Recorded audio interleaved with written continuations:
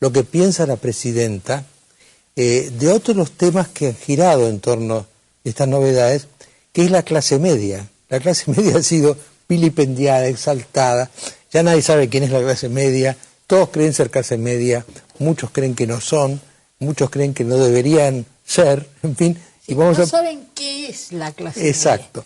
Bueno, y esto es lo que decía la presidenta acerca de la clase media.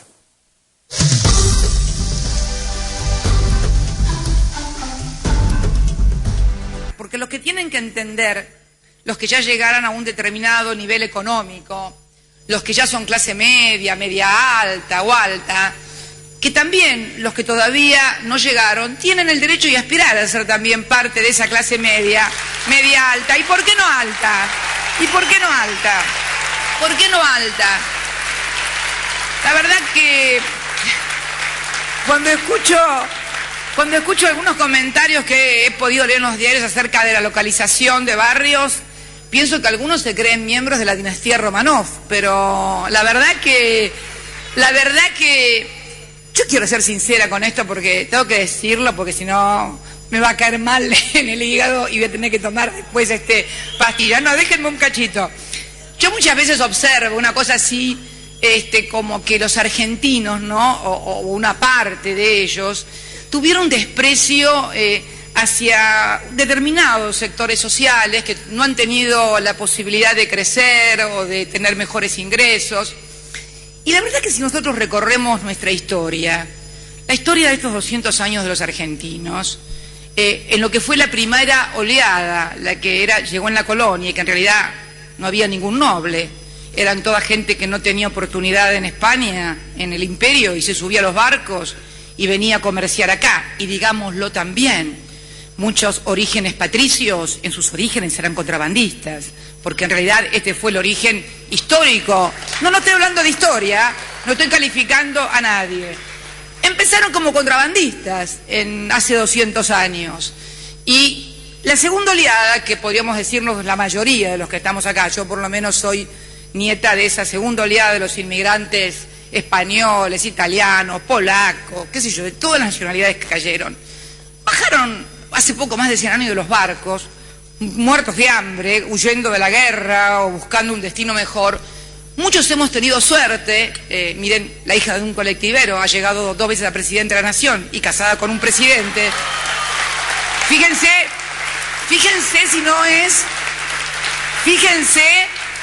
si en cierta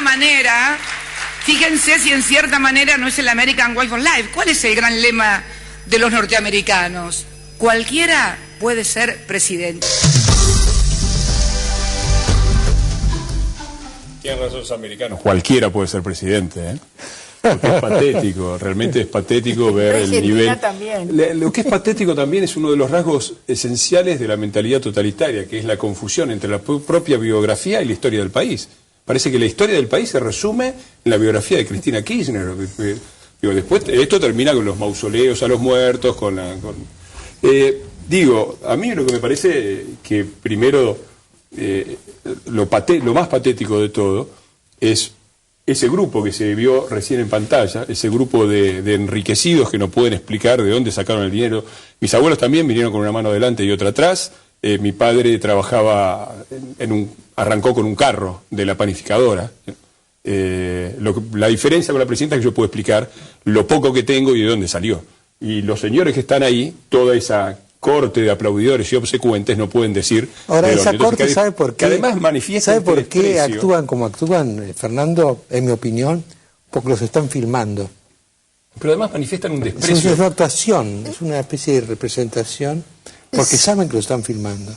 Pero además hay una cosa que ese coro griego mal armado. Claro, sí.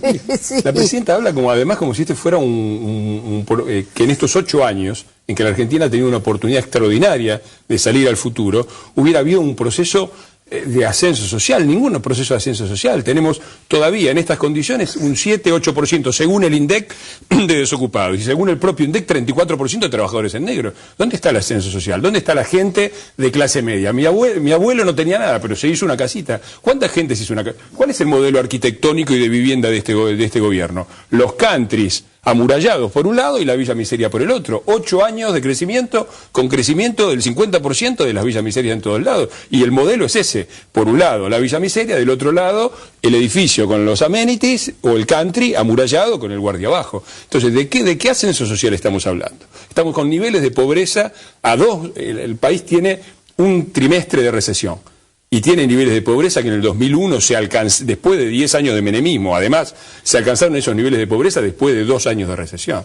Entonces, ese es una desconexión absoluta con la realidad. Bueno, y un desprecio con la clase media que han expresado muy claramente, ¿no? A Valmedina en particular. Sí, sobre todo él, que pertenece a una clase extraña. Es una clase extraña la que pertenece a Valmedina. Pero en realidad lo que yo creo es que esta mujer no se aclara con... Primero hay que decir la verdad que la decadencia argentina no empieza con esta gente, hace tiempo que viene picada, ¿no? Esto no quiere decir que ella haya mejorado nada, que no haya, yo no puedo decir que ella haya mejorado y que ahora, pero siempre me acuerdo de una historieta que me marcó de chica que se llamaba Tucho de Canillita Campeón. ¿Te acordás que salía en la parte de atrás de La Razón o de algún diario así? Que era la historia del boxeador que empezaba como diarero y acababa como campeón, de que cuando el boxeo era importante en el mundo, ¿no? Hoy en día no es así de importante. Y era entonces el país donde uno podía ser rico. Mi hijo el doctor. El país de mi hijo el doctor.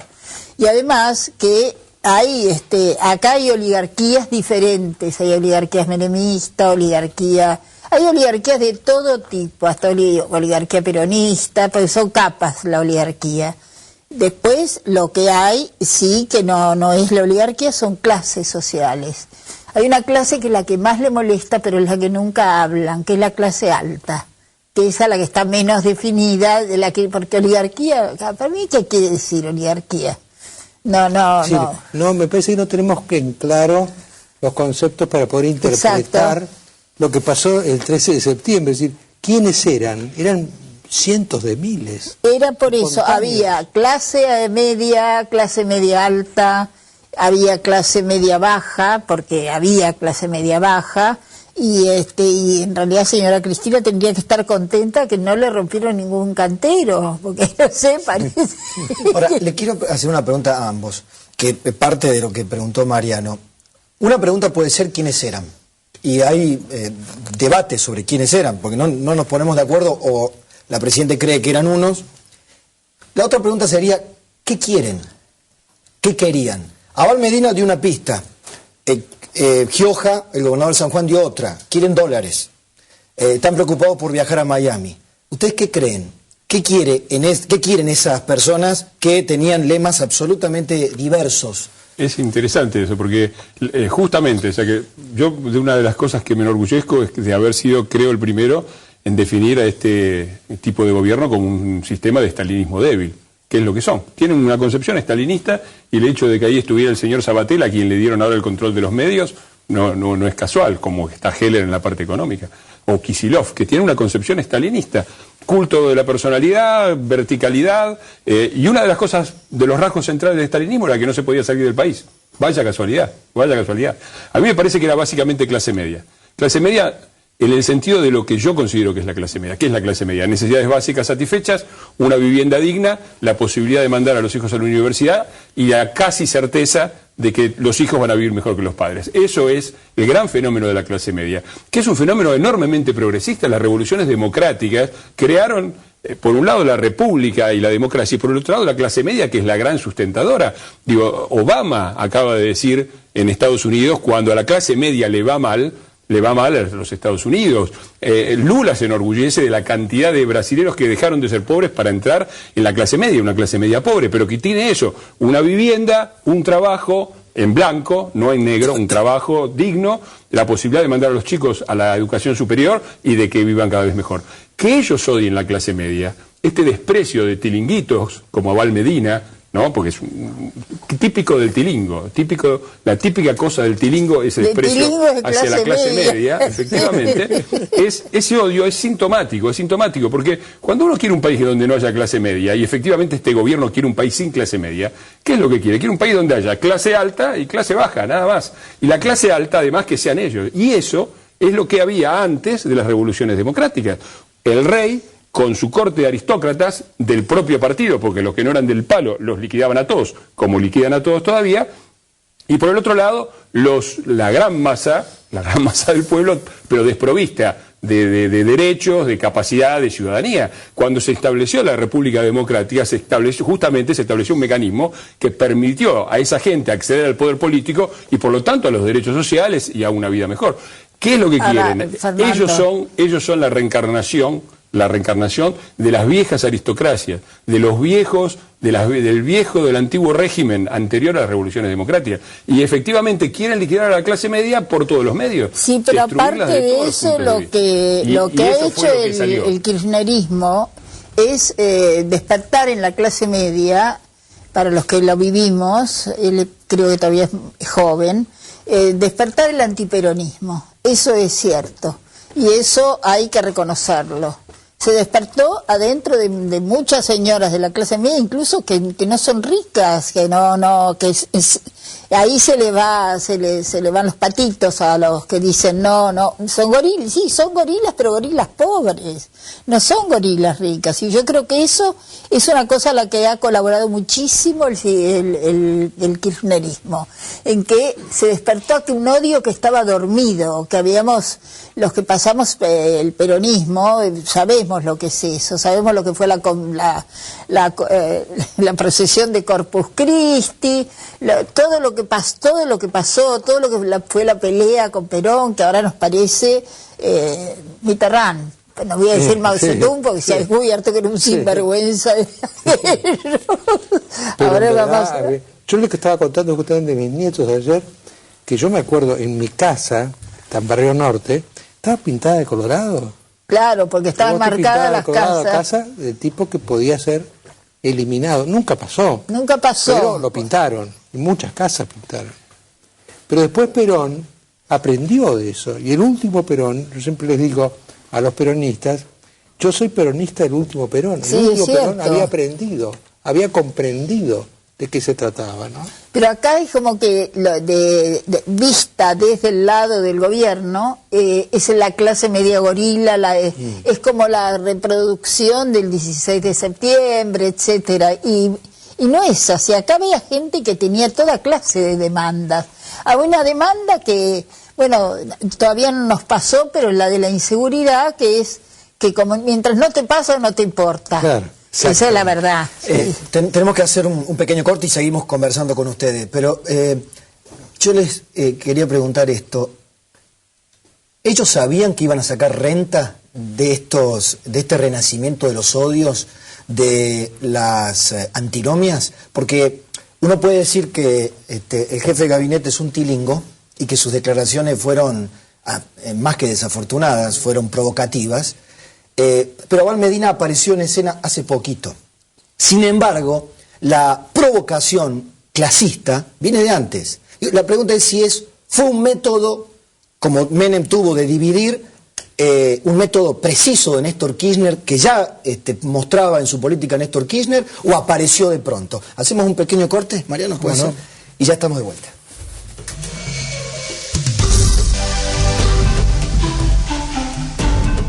Otro tema, pero en fin, sigamos con este que estamos nosotros. Sí, yo quería responder a tu pregunta. Me parece que ¿qué era? Yo creo que básicamente era gente de clase media, de la despreciada clase media argentina, que no tiene, yo no he escuchado a los partidos de la oposición, mayoritariamente de clase media, salir a defender a esa gente. Lo que se ha escuchado atronadoramente primero ha sido el cacerolazo. Y lo que se ha escuchado después, atronadoramente, es el silencio de la oposición que representa a esa gente. Eso es impresionante. Y lo que la gente ha salido a defender, para mí, es la libertad. La libertad de salir del país. la libertad de disponer del dinero que tenés, del salario, de lo que podés ahorrar, la libertad de leer los diarios que a vos se te ocurran, la libertad de circular por la calle a la hora que a vos se te ocurra sin temor a que te maten, etc. Las libertades. Y es una cosa terrible para la izquierda, yo me considero una persona de izquierda, digo, me parece que un saldo terrible para la izquierda argentina, o para la pseudo izquierda argentina, es haberle regalado la palabra libertad a la derecha. Parece que defender las libertades fueron una cosa de derecha. Es una locura, digo. La izquierda nace en la Asamblea Francesa y el lema de la Revolución Francesa era libertad, igualdad, fraternidad. El primero de los principios de la izquierda nacida en la Asamblea Francesa era la libertad. Primero, la libertad, después venía la igualdad, como una consecuencia de hombres libres que luchaban por sus derechos. Que para hacer que además esto se descalifique como clase media, y voy a la pregunta tuya, que es el tema de los enemigos y la división. Sí. Digo, lo más significativo de todo es, desde luego que es premeditado, desde luego que viven construyendo enemigos, no hay más que leer el libro ridículo de Ernesto Laclau para ver cuál es la metodología, que es una metodología típica de la mentalidad totalitaria. Hay que leer el famoso libro de Adorno sobre la mentalidad totalitaria. Digo, lo que es más significativo es cuáles son los enemigos.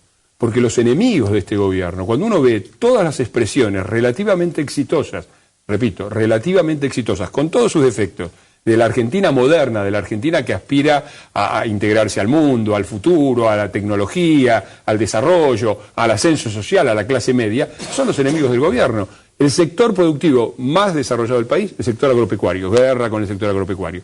Todas las empresas industriales, las pocas empresas industriales competitivas de la Argentina, guerra contra ellas, amenazas de que le van a cerrar, la declaración de Kicillof diciendo que tendríamos que fundir a Techín, Pescarmona yéndose a Brasil, bueno, ejemplos incontables. Los medios de comunicación, esenciales en la sociedad global del conocimiento, la información y la comunicación, enemigos del gobierno. Y la clase media. Los grandes enemigos del gobierno son todas las expresiones relativamente exitosas de la Argentina intentando destruirla sistemáticamente, porque lo que quieren es un país sometido a ser cliente con ellos como aristocracia, con la gente de rodillas y dictándole qué es lo que pueden hacer y lo que no. No, pero hay una cosa. Lo que llama la atención, sí, ¿no? Es como algunas palabras que parecían pasadas de moda, como la libertad, sí, o la Constitución, exacto, han vuelto a circular. A circular, exactamente. No, lo que yo estaba recordando, vengo recordando, es que cuando se han movilizado los argentinos, porque dicen cuando les tocan el bolsillo, y no es tan así. Desde que yo volví del exilio, recuerdo que salieron por lo de rico, que era la libertad. Ese tema fue la libertad. ¿Cuándo fue? A De la Rúa, ¿qué le pasó? Habló del estado de sitio y se tuvo la plaza llena. Después vinieron los batatas y los sacaron a todos, que esa es la verdad de la historia. Pero la verdad es que la gente no fue a gritar otra cosa que no quería estado de sitio. No somos tan materialistas como suponemos. No somos tan materialistas. Sí. No, eso es una cosa que me terminé de dar cuenta con esta marcha, porque la gente no estaba enojada, pero tampoco contenta, pero estaba normal. Estaba en una actitud normal de decir, bueno, estamos acá porque queremos libertad. ¿Qué queremos? No se verbalizaba la palabra libertad, pero era una de las cosas, planteo diría, principal, que está por debajo de todo eso. Los medios, Silvina, bueno, y por supuesto Fernando también, pero como periodista, los medios oficiales, paraoficiales, hicieron un recorte de las marchas, mostrando, exaltados, sí, la bandera nazi, que se recortó de una manera especial, parece que ahí había pronazis, y en realidad era una torpe metáfora para decir que esto era como el nazismo, etcétera, etcétera. Pero otros que decían andate ya, insultos, hicieron ese recorte exclusivo para decir que esa fue la marcha del odio. No, yo vi ese programa y vi lo que decían y dije, no, a mí personalmente no me gusta de la marcha.